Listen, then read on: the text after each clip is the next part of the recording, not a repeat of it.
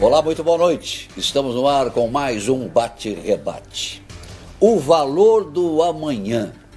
Discutir finanças em sala de aula, uma matéria importante para esse mundo globalizado, para que as crianças já cresçam sabendo lidar com o dinheiro, sabendo o valor, né, de cada objeto, o valor que tem as finanças em sua vida, na própria família, porque hoje muitas vezes as escolas se fecham, né, e a criança, ao se deparar com o comércio, com o dia a dia, ela acaba não sabendo lidar com as finanças. Eu estou recebendo aqui o Dr. Altemir Farinhas, que é consultor desse programa O Valor do Amanhã. O programa foi abraçado pela Itaipu Binacional, que está sendo disseminado aqui no oeste do Paraná.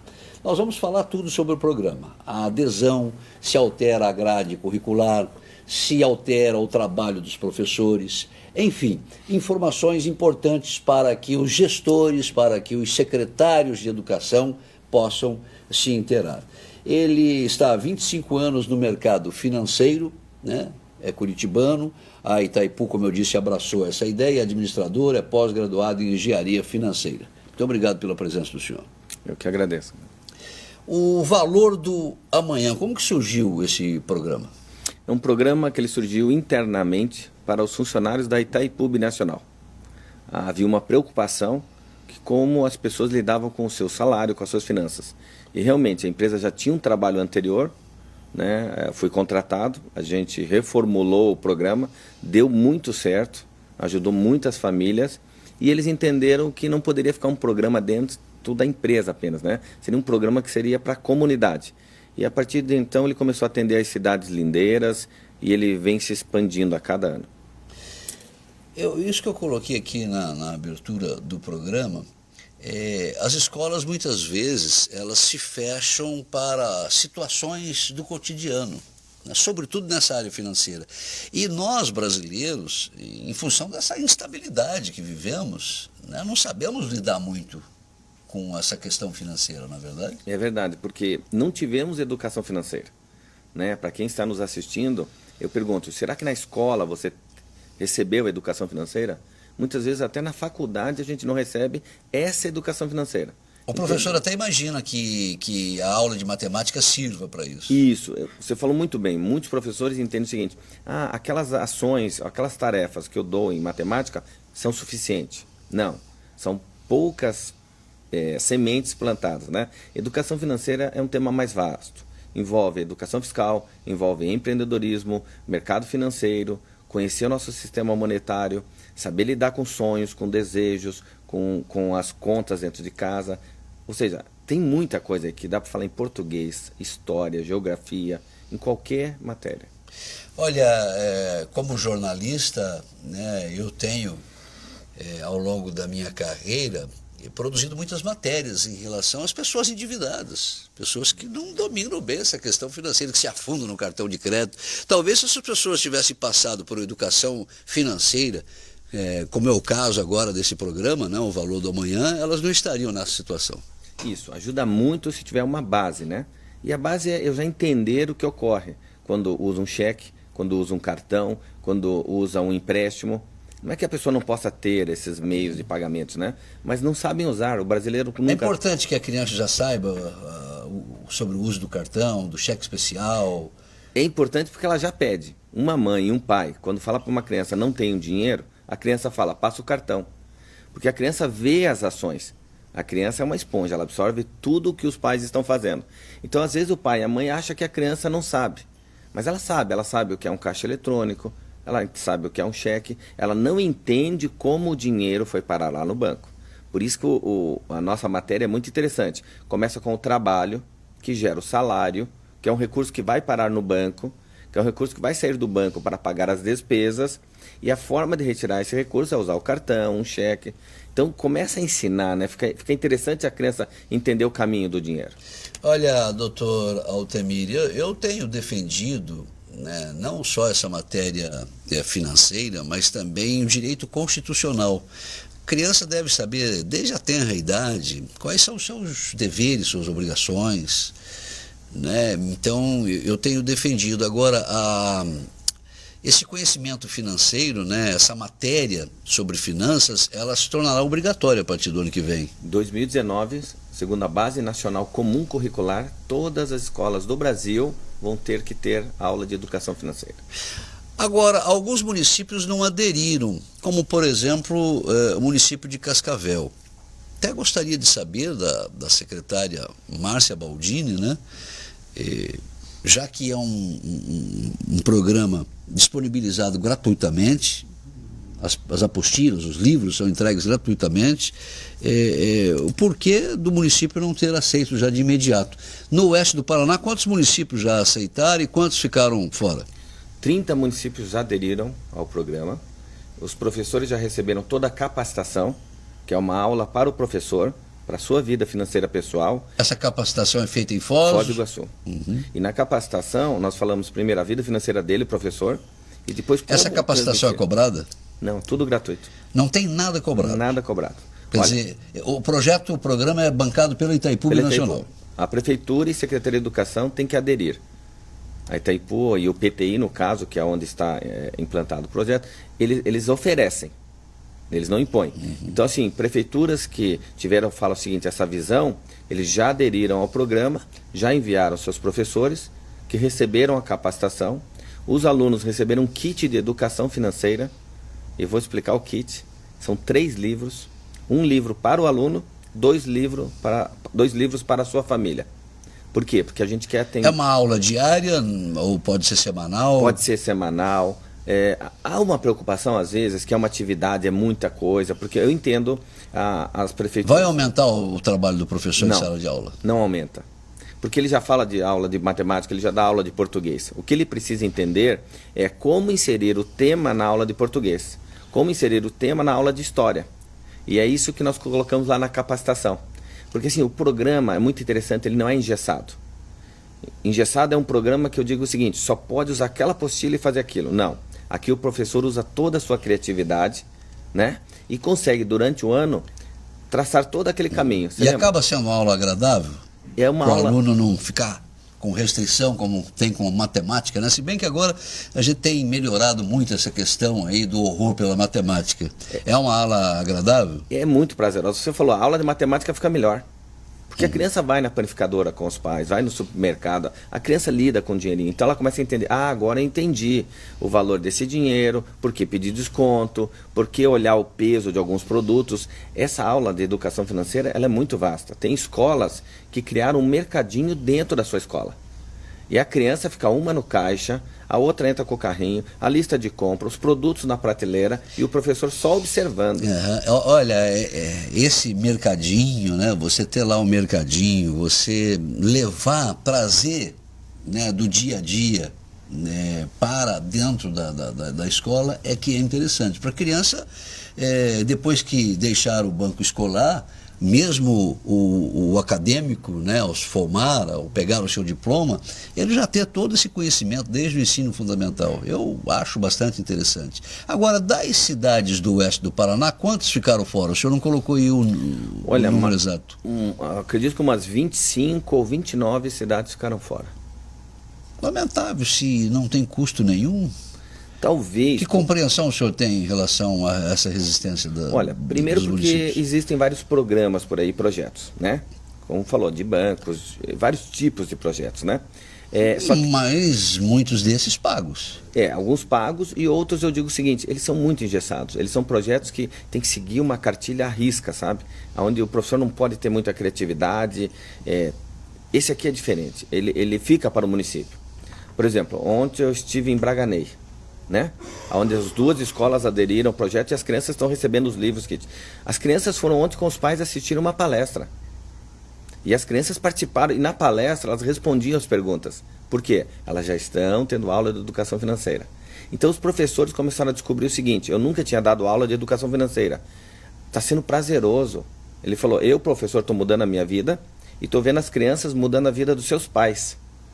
Né? Os pais não iam para A criança ela ajuda muito em casa, né? A criança é fantástica, porque a Em criança... relação a trânsito, em relação a finanças, em relação a direitos, a criança ela sempre acaba cutucando os pais, ela acaba fazendo essa cobrança. Ela faz acontecer, né? Porque a criança é uma coisa, se você diz para ela, principalmente o professor, né? Aquilo é lei. Então, se o professor na sala de aula falar, olha, temos que reduzir os gastos com alimentação, o que eu já vi acontecer? Teve escola em que as merendeiras foram falar com a diretora da escola. O que vocês fizeram esse ano? Como assim? As crianças não estão mais desperdiçando comida. Elas só pegam no prato que elas vão comer. A gente está vendo agora os cestos de lixo, estão vazios. Algo que, de certo, durante anos eles falavam que não poderia desperdiçar, mas a forma como a educação financeira entrou, a professora levou as crianças dentro da cozinha, mostrou o preço do arroz, o preço do feijão, quanto custa um prato de comida e foi explicando. E que quando aquela comida vai para o lixo, é dinheiro jogado fora. As crianças entenderam essa economia. Interessante. Esse material todo, né, o senhor desde 2007 vem trabalhando nesse programa. Esse material todo, ele teve uma avaliação por parte do MEC ou de mestres, além do conhecimento do senhor, é evidente. Sim. O senhor levou esse material para que ele fosse submetido também a outros especialistas? Sim, nós temos aqui duas vertentes, né? Uma é para dentro de empresas, para os funcionários da empresa, né? O programa... Que foi esse que o senhor implantou na Itaipu? Isso, que eu implantei na Itaipu. A Itaipu ganhou um prêmio da ABRH Nacional. Primeiro lugar, prêmio chamado Prêmio Ser Humano, aonde foi, digamos assim, o melhor RH, que pensou nos seus colaboradores, tá? Depois tivemos um outro prêmio com a Caterpillar, também ganhadora de um prêmio. E ano passado, nós reunimos todos os professores e secretários de educação da MOP, lá em Foz do Iguaçu, onde foram, eles avaliaram programas que foram colocados em várias escolas. E eles, professores, premiaram os melhores cases. Então nós tivemos, o professor ganhou um prêmio, o município ganhou um prêmio, as crianças, os alunos ganharam um prêmio. Então ali todo mundo avaliou todo esse programa. Eles começaram a perceber o seguinte, em determinada cidade foi o primeiro lugar, numa determinada cidade foi as crianças, digamos assim, especiais. Como é que as crianças do ensino especial vão entender a educação financeira? Essas crianças, por exemplo, elas tinham na aula de educação física... A PAI pode aderir? Pode.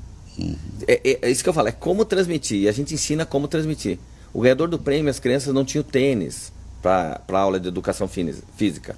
Elas formaram poupança durante o ano e as crianças juntaram 75, 80 reais e cada uma comprou o seu tênis através da sua poupança. Porque nós, adultos, temos gastos desnecessários e as crianças precisam aprender isso. Sim. Porque elas estão aprendendo errado. Porque, por exemplo, eles veem a mãe comprando demais. As crianças se espelham muito nos pais, né? Se espelham nos pais. E se os pais estão gastando mal, as crianças vão seguir o exemplo, com certeza. Agora, esse material didático, né, o senhor falou aí que tem as apostilas, tem os livros. Sim. É um material bastante acessível, ele está também disponibilizado eletronicamente ou só em papel? Ele está, olha só, os livros, o kit, ele está em papel, porque são 3 livros, um para o aluno, 2 para os pais, né, familiares. O manual do professor, que ele recebe todas as atividades, tudo já escrito, mostrando como fazer um modelo de aula, ele está disponibilizado eletronicamente. Por quê? O município pode imprimir quantos ele achar necessário. Novamente, gratuito. Tá? Todo esse material é gratuito. O senhor chegou a conversar com quem em Cascavel? Para a implantação do programa? O PTI, dentro do PTI tem o Departamento de Educação Financeira, ele entrou em contato com Cascavel, Medianeira, todas as cidades. E nós entramos anteriormente via a MOP. Né? A MOP também anunciou para todas as cidades que a Itaipu estava não deixando de atender, atendendo as cidades lindeiras e mais o oeste do Paraná. Como eu falei anteriormente, eram só aquelas cidades lindeiras, só as ali na bacia da Itaipu. Nós tivemos recentemente, né, a padronização da grade curricular em todo o país. Por que já não introduziram essa de finanças, né? Vão deixar para o ano que vem? O senhor tem conhecimento? É porque assim, quando começa no Brasil, a ideia de um programa de educação financeira, ele começou em meados de 2010. mas para o ensino médio. E nós lá em 2007 já estamos trabalhando com o ensino fundamental 1. Porque assim, o que nós entendemos? A criança, quando chegar à adolescência, ela já tem toda essa bagagem, né? Agora, se eu começar na adolescência, eu já tenho alguém que já aprendeu errado muita coisa. As empresas, assim como Itaipu, também podem aderir a esse programa? Daí é o seguinte, esse é um diferencial. As empresas, elas contratam o meu nome, o Altemir Farinhas, né? Daí sim é uma contratação, de uma consultoria. Mas os municípios é sem custo nenhum. Eles entram em contato com... Função da Itaipu patrocinar. Patrocinar. Né? A aula uma vez por semana, o senhor disse que, né, que a escola ou cada secretaria pode determinar se a aula pode ser levada diariamente ou uma vez por semana. Mas a partir de 2019 nós vamos ter... Vai ter que implantar. E nós vamos ter também, por parte do Ministério da Educação, uma determinação. Ele tem que ser pelo menos uma vez por semana. Né? O senhor acredita nisso? Eu acredito sim. O que ele vai colocar? Esse tema vai ter que ser falado em sala de aula. Vai ter que ser falado. Não pode ser só empreendedorismo. Né? Muita gente fala, já temos aula de empreendedorismo. Empreendedorismo ele faz parte da educação financeira. Ele não é educação financeira. Eu diria assim, educação financeira é um grande guarda-chuva. E aqui dentro fala de educação fiscal, empreendedorismo, responsabilidade com o meio ambiente, um monte de assuntos. Porque se souber lidar com as finanças, sabe lidar com o meio ambiente, sabe lidar com um monte de coisa. O senhor é chamado também para falar com servidores. A gente sabe que o servidor público ele é muito assediado pelas instituições financeiras. Sim. Né? Impressionante, o consignado, facilidades, e aquela pessoa que não tem um pouco de conhecimento, que não teve essa educação aí na tenra idade, no ensino fundamental, ela acaba se endividando para o resto da vida, né? A gente tem servidor aí endividado, com todo o salário comprometido até a sua aposentadoria. Sim, olha só, eu fiz um trabalho, Tribunal de Justiça de Rondônia, eu estive também em Porto Velho. Agora estou fazendo um trabalho em Foz do Iguaçu para os servidores, e você falou muito bem, o funcionário público ele é muito assediado. E quando ele adere àquele empréstimo consignado, ele não sai mais do empréstimo consignado. Ele faz um novo empréstimo. Ou seja, fica uma areia movediça. Quanto mais ele faz, mais ele afunda. Isso é complicado, né? Complicado. E o senhor já sentiu resultados também em relação aos servidores? Já. Através desse seu trabalho? Uma escola, por exemplo, que eu estive recentemente, o motorista do ônibus, que levou os professores na capacitação, ele voltou e ele falou comigo assim, ele falou, fazem 2 meses que eu levei os professores. A minha dívida no cartão de crédito é apenas R$50. Ele falou, eu reduzi muito, antes eu devia muito no cartão. Ele falou, é impressionante como a gente aprende. E ele falou, e coisa simples, porque na verdade é o que nós estamos falando, é o dia a dia. Não adianta um economês rebuscado, não adianta querer falar alguma coisa como se fosse uma fórmula mágica. Cada pessoa tem o seu jeito de lidar com as suas finanças. Ok, nós vamos fazer uma pausa aqui e vamos continuar com o assunto depois do intervalo. Estou conversando com o Altemir Farinhas, que é consultor desse programa O Valor do Amanhã. Olha, eu nunca tive educação financeira, né, no ensino fundamental. Mas eu tenho um pavor assim de cartão de crédito, viu? Até tenho limite e tudo, eu evito ao máximo, ao máximo. Até essa questão do crédito, né? O débito parece que você te controla melhor. É claro que é bom você ter uma emergência, né? Uma emergência onde haja extrema necessidade, né? Porque às vezes a pessoa também, por qualquer motivo, não, é uma emergência, passa o cartão. Então eu acho bastante interessante e eu volto a repetir, eu tenho defendido também muito o direito constitucional no ensino fundamental. Impressionante, nós temos pessoas que morrem, viu, doutor Altemir?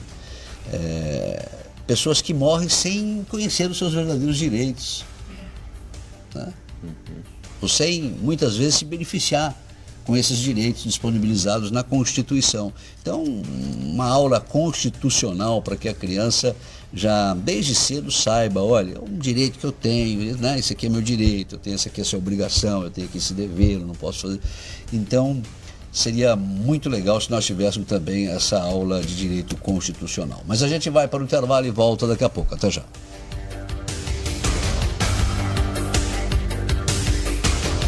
Você está aqui no Bate-Rebate. Nós estamos falando sobre esse programa, O Valor do Amanhã, um programa bastante interessante.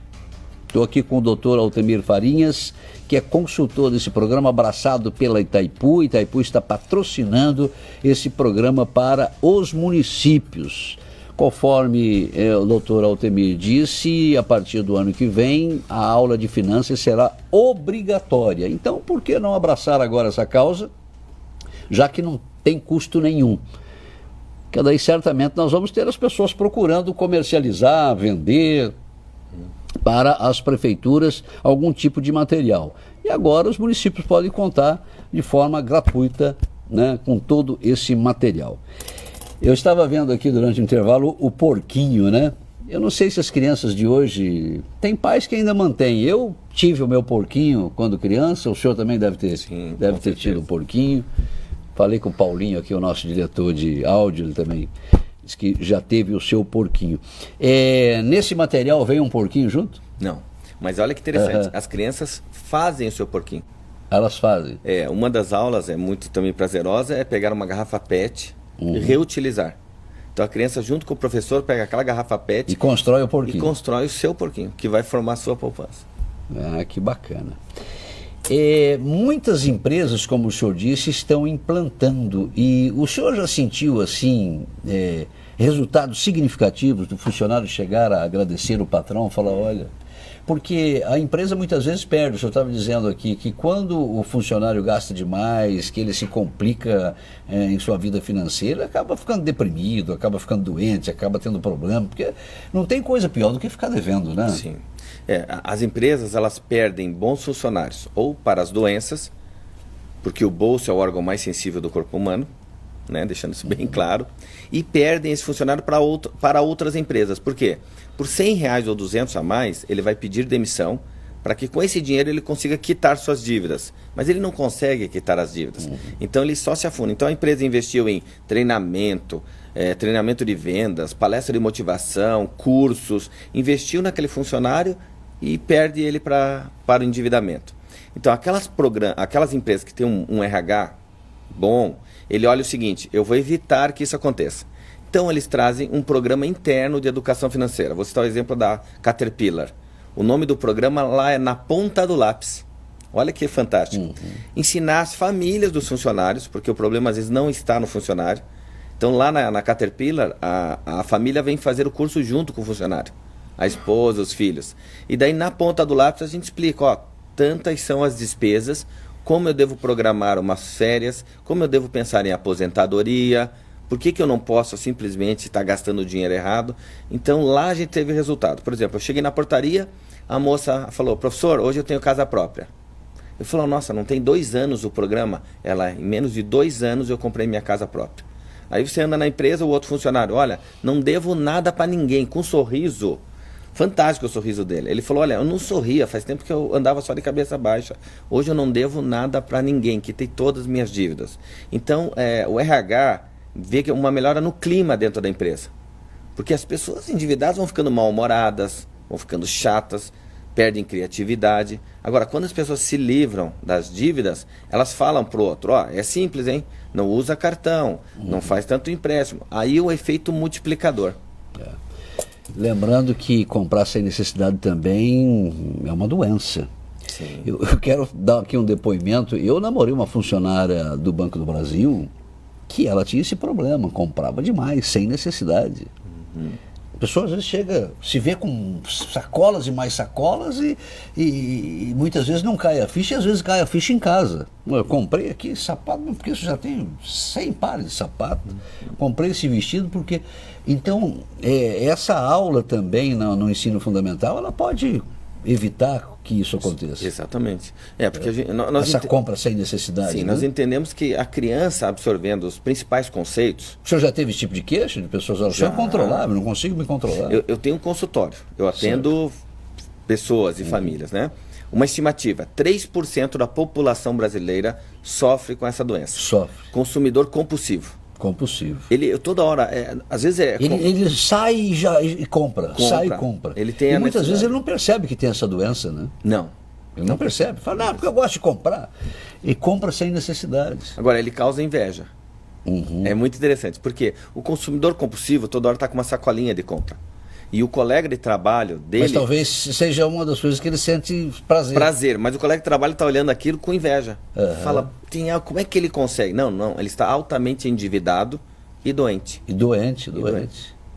E através da aula de finanças, como eu disse, isso pode ser cortado já lá na penalidade, lá na infância, né? A criança vai tendo essa educação, ela vai aprendendo, porque certamente um compulsivo desse, um comprador compulsivo desse, é porque não teve estrutura nenhuma. Teve algum problema, evidentemente. Sim.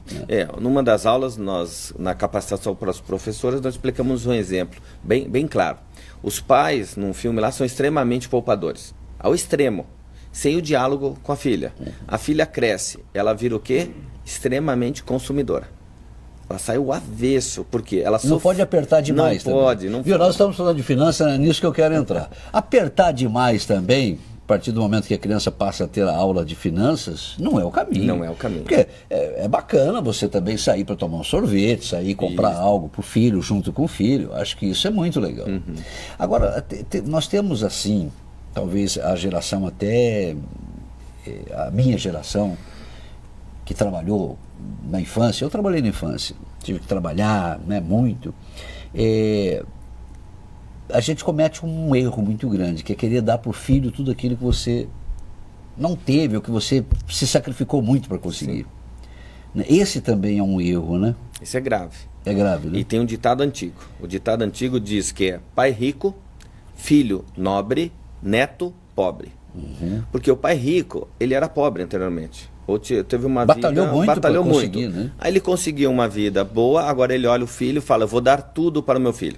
Mas o dar tudo sem a comunicação, sem a educação financeira, esse filho não tem um aprendizado. Aí ele cresce.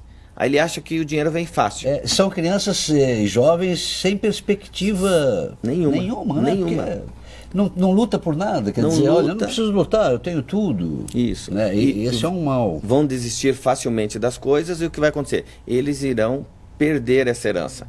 E o filho deles, no caso o neto, né, de quem deu esse dinheiro, vai ser pobre. O que precisa ser feito? A gente pode dar coisas para os nossos filhos? Devemos dar. Agora, quando der, não dar tudo, mas falar quando der, dizer, olha, o que eu estou te dando... E é bom fazer o planejamento também, olha, você vai ganhar no dia do aniversário, depois que você passar de ano, no final do ano, ou o mês que vem, não precisa ser também uma data comemorativa, mas olha, vamos trabalhar aqui, juntar o dinheiro, ganhar o dinheiro para o mês para que a gente possa comprar no mês que vem. Sim, daí nós temos um detalhe, que seria a semanada e a mesada. Para a criança administrar. Mas isso daí já é para o dia a dia, mais para lanche, ou ela pode... Não, ela já é para a educação financeira. Já é para a educação. Porque assim, vamos pegar a criança ali, a partir dos 4 anos, até uns 12, 13, semanada. A idade mental dela é diferente da nossa. Então, um mês é muito tempo. Uma semana está de bom tamanho. Agora, tem que ser religioso. Se é segunda, é toda segunda. Se é domingo, não pode falhar também. Não pode falhar. É como se fosse o salarinho da criança, né? Mais um detalhe, pais e mães não podem intervir. Deixa a criança gastar. Tá? E agora, quando os pais vão intervir? Quando a criança não gasta. Aí já está aparecendo um desvio. Tem pais e mães que já é uma tiopatia. Meu filho não gasta nada, guarda tudo. Eu falo, isso aí tem solução. Tá? Você tem que explicar para o seu filho 3 comandos. Ele tem que gastar, poupar e doar. Já tem que aprender a generosidade. Esse nosso material é muito rico. A gente não ensina o dinheiro por dinheiro e capitalismo, não é isso. Gasta um pouco, poupa um pouco e doa um pouco. Tem que pensar no próximo. A criança maior já ganha uma mesada. Aí sim, você já inclui ali o dinheiro do lanche, o dinheiro de uma saída e deixa o adolescente já com uma boa grana. Aquilo que você pode dar, é claro. Ele vai errar facilmente, ele vai errar. Daqui a pouco ele não tem dinheiro. Eu quero ir no cinema. Pois é, você não tem dinheiro, como é que você vai no cinema? Para dar valor. Para dar valor, aí ele aprende. Então eu não vinculo a trabalho doméstico também, tá? Isso é um outro erro comum que muita gente está fazendo no dia a dia. Se meu filho lavar a louça eu dou tanto, se arrumar a cama eu dou tanto. Não é legal. Não, você está fazendo um desvio de conduta, porque na vida adulta ele vai trabalhar com um chefe, com alguém. Então como a mãe e o pai ensinam ele a ser um mercenário, em troca disso eu estou dando aquilo. Quando ele trabalhar com o chefe fala, você pode ficar meia hora para uma reunião? Adivinha o que ele fala para o chefe? Quanto? Porque ele aprendeu na infância, toda hora o pai e a mãe comprando ele para alguma coisa. Ah, mas os filhos não devem ajudar. Não, devem, mas é coração, né, Cássio? E agora, na fase adulta, quando você não teve condições ou não fez ou cometeu esse erro de não ter passado essa educação financeira aí dos 3 aninhos, quando a criança começa já a compreender até a adolescência. Na adolescência você tem como ainda corrigir? Tem como. Principalmente quando os pais fazem o planejamento financeiro familiar na ponta do lápis e o filho está perto. Esse filho, ele tem que estar junto na hora que o pai e a mãe estão lá. A água custou tanto, a luz tanto. Saber que tem custo. Ele vai entender que... Porque assim, quando eu dou palestra para adolescentes, é muito interessante. Eu uso uma dinâmica de mostrar todas as despesas de uma casa. É comum eu ouvir no final da palestra... Porque tem adolescente que não tem esse conhecimento. Não sabe nada. Não sabe nada. Não sabe. Ele sabe que ele quer comer, beber, dormir, mas não sabe o custo. Não sabe como isso foi parar. A comida na geladeira, a roupa lavada. Eles falam muito assim, chegando em casa eu vou abraçar meu pai. Chegando em casa eu vou abraçar minha mãe. Aí eu pergunto, por quê? Agora eu sei quanto custa manter uma casa. Porque ele viu que tem... Eu falei assim, vocês querem internet? Custa dinheiro. Quer tomar um banho quente? Custa dinheiro. Quer um telefone melhor? Custa dinheiro. Quantos países do mundo têm essa preocupação? Isso aqui está chegando muito tarde para nós brasileiros, né? Nós estamos atrasados demais. Nós temos países que traz isso já como culturalmente, né? Já Sim. tem isso enraizado. Sim. O senhor poderia citar alguns países e falar quantos países têm essa preocupação? Então, em 2008, a Organização Mundial do Comércio e Desenvolvimento Econômico, né, começou um programa de educação financeira. E imediatamente já 8 países começaram com atividade de educação financeira. Falando em 2008, é a crise mesmo americana. Foi quando teve aquele boom, aquela crise. Por quê? As pessoas perderam a casa, perderam tudo, né? Depois começaram a entrar mais 45 países. Então nós estamos vendo países de primeiro mundo que estão colocando educação financeira nas suas escolas, nas suas empresas, para dizer o seguinte: se uma família quebra, uma cidade pode quebrar, um estado pode quebrar, um país pode quebrar. Agora, essa questão da economia, né? Vamos falar um pouco do dinheiro, vamos falar um pouco de adultos, falamos bastante já de crianças. Não é que você ganha com facilidade, muitas vezes sobra lá um dinheiro. É claro que a gente sempre trabalha no aperto, os brasileiros, né, estão já arrebentados com essa nossa economia, né, de altos e baixos. Nós temos aí muitos endividados, país com 15 milhões de empregados, o governo divulga aí 12 milhões e 600 mil, mas se você for ver que as pesquisas, né, os levantamentos, as estatísticas, elas cobrem só aqueles que vão em busca de emprego. Quer dizer, é uma estatística furada no meu ponto de vista. Agora, precisamos sair dessa situação, isso é um problema político, né? Nós temos que, no dia da eleição, saber escolher, talvez oxigenar, mudar. Os brasileiros precisam fazer a revolução do voto. Mas vamos falar daquelas pessoas que têm uma sobra de dinheiro e que não sabe o que fazer muitas vezes. Ou que ganhou aí numa loteria, ganhou no jogo do bicho, que é ilegal, né? É contravenção, mas ganhou no jogo do bicho, ou ganhou na loteria. O pessoal muitas vezes fica perdida, não sabe o que fazer. Sim. Primeira recomendação. O senhor, evidentemente, que já deve ter citado exemplos em suas aulas de pessoas que ganham milhões e milhões na loteria e ficam pobres em pouco tempo. O brasileiro, temos uma média, perde tudo em 6 anos. 6 anos. Ganhador de loteria no Brasil, em menos de 6 anos, perde todo o prêmio da loteria. Não são todos, né? Mas a maioria. Não, a maioria, por não saber lidar. Então, se a pessoa não sabe lidar com o salário, se dobrar o salário, o que vai acontecer? Vai dobrar as despesas. E assim por diante. Agora, aquela pessoa que tem esse dinheirinho sobrando, tome muito cuidado. O que preciso fazer? Aplicações financeiras, né? Por exemplo, título de capitalização não é aplicação financeira. Rende menos que a poupança e prende o dinheiro. Poupança, está perdendo para a inflação.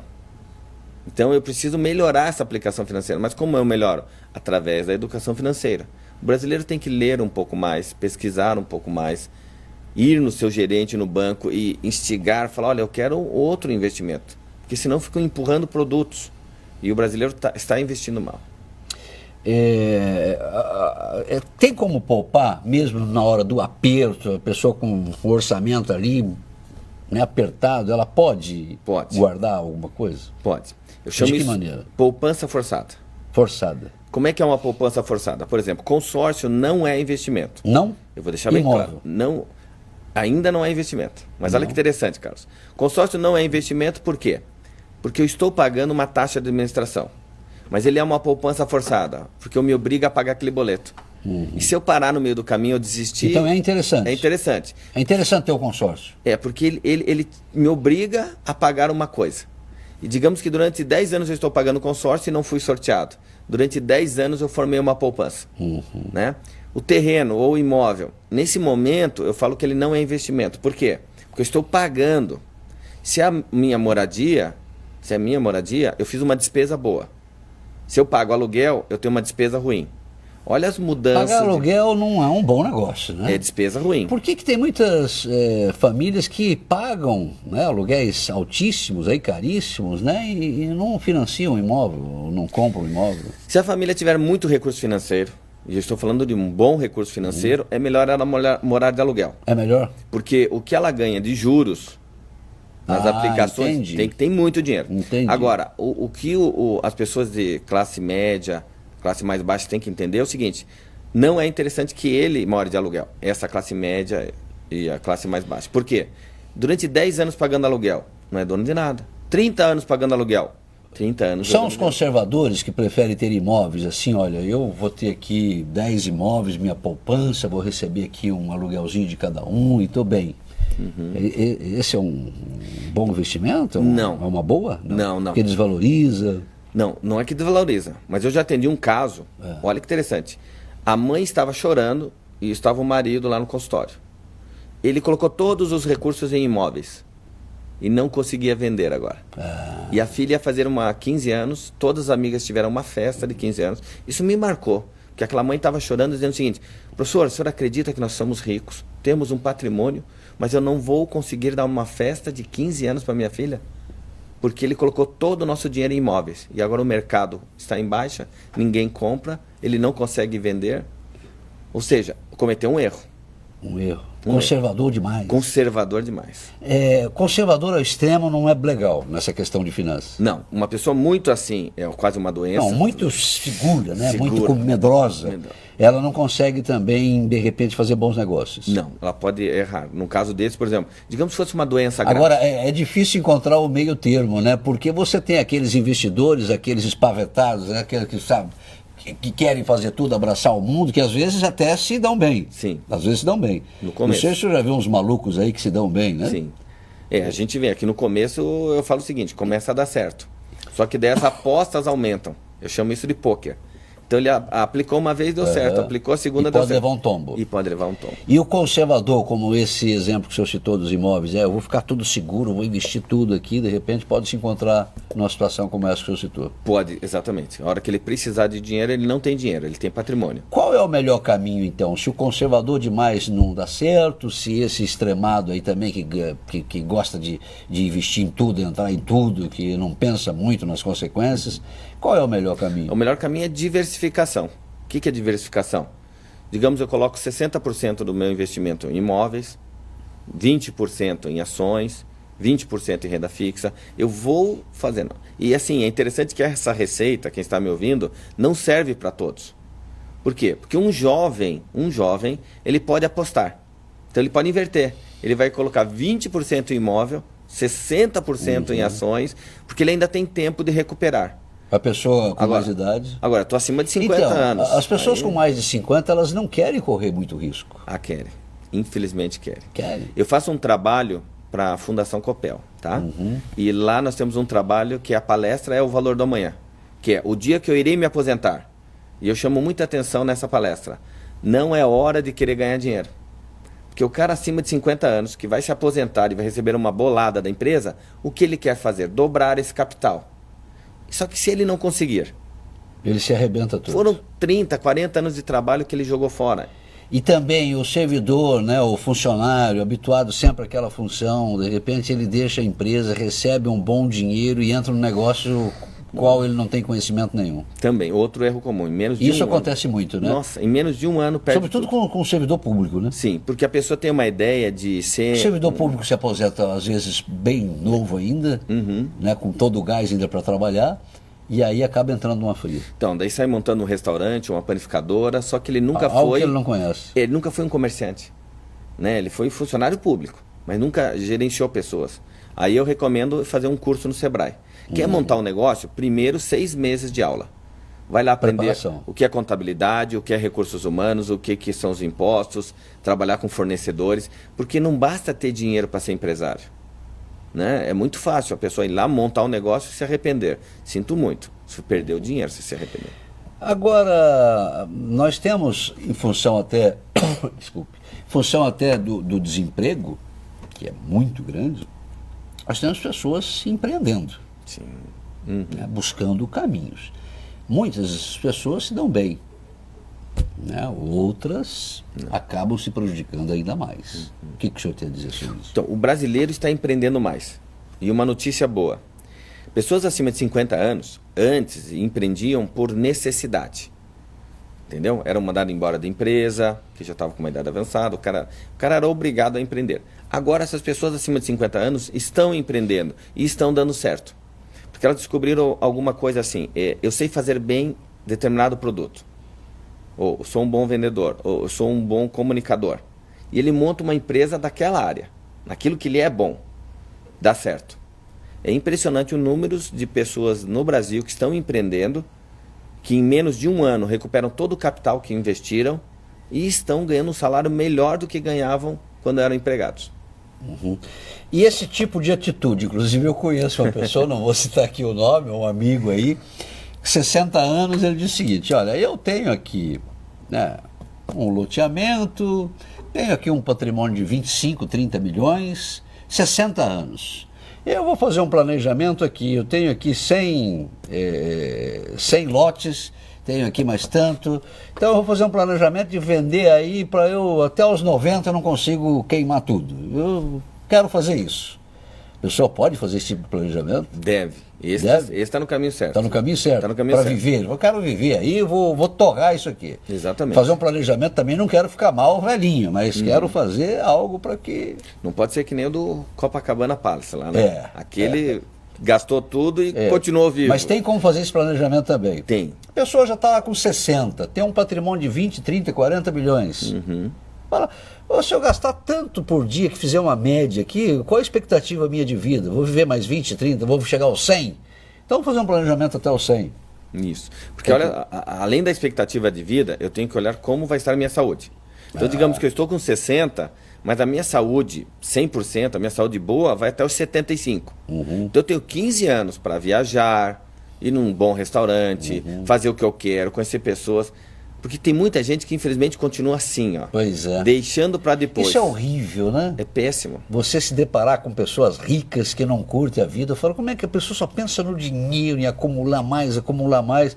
E esse meu amigo, inclusive, ele brinca muito, ele fala, fulano de tal vai levar no caixão? Será que vai levar no caixão? Não. É claro que nós temos grandes empresários com um espírito de empreendedorismo que envolve a família, que daí cria...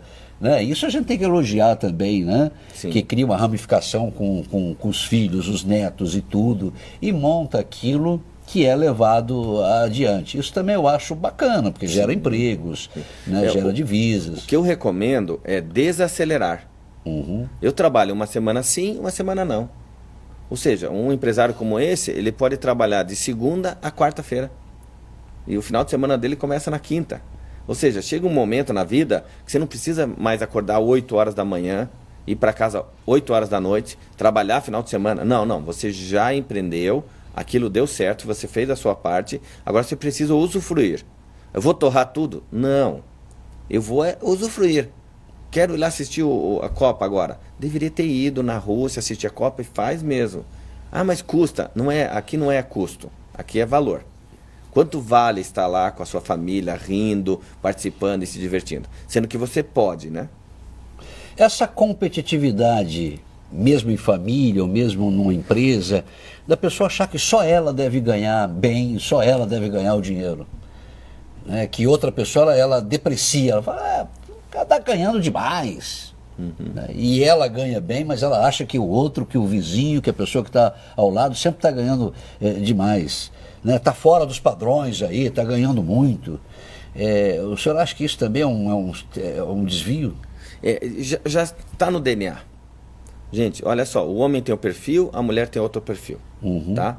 Os dois têm o mesmo DNA. Entendeu? Por exemplo, gastar dá prazer. Então as pessoas perguntam, então, vai dar prazer. Aí o outro fala assim, o salário do meu amigo, do colega de trabalho é o dobro e ele não merece.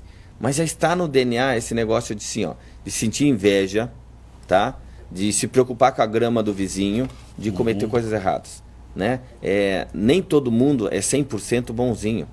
Então, às vezes eu vejo assim, algumas empresas que poderiam oferecer educação financeira lá para os funcionários, mas o gestor está muito bem financeiramente. Ele, gestor de RH, não tem dívida, não deve para ninguém. Então ele acha que os outros se virem. Agora, o que eu quero que ele entenda?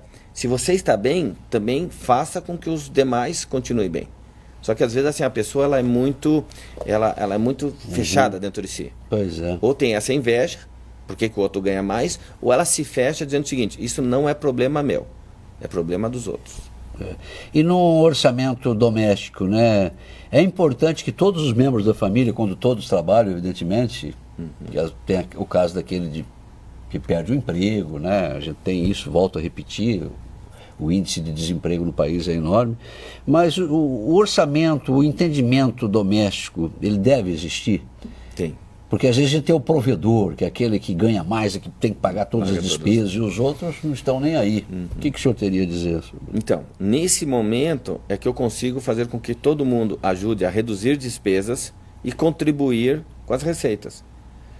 Agora, tem muito pai e mãe que os filhos não participam, e eu estou falando de filhos acima de 30 anos, que não saíram do ninho, que não vão sair de casa nunca. Então esses filhos, por exemplo, nunca... Se acomodam, porque eles nunca participaram do orçamento. Eles nunca olharam o que é na ponta do lápis, custo, despesa. Então esses pais achando o seguinte, não, mas eu estou ajudando. Não, você não está ajudando. Você está sendo banco. Você está fazendo um papel de banco. E quando você faltar, o seu filho vai ver realmente o que é tomar dinheiro emprestado no banco. O que é pagar juros. Porque essa ajuda, ela é errada. Quando eu coloco na ponta do lápis e a pessoa participa e todo mundo sabe o preço das coisas, aí eu divido essas tarefas. Aí é interessante falar para esse filho de 30 anos, a conta da internet é sua, a luz é sua e mais essa despesa.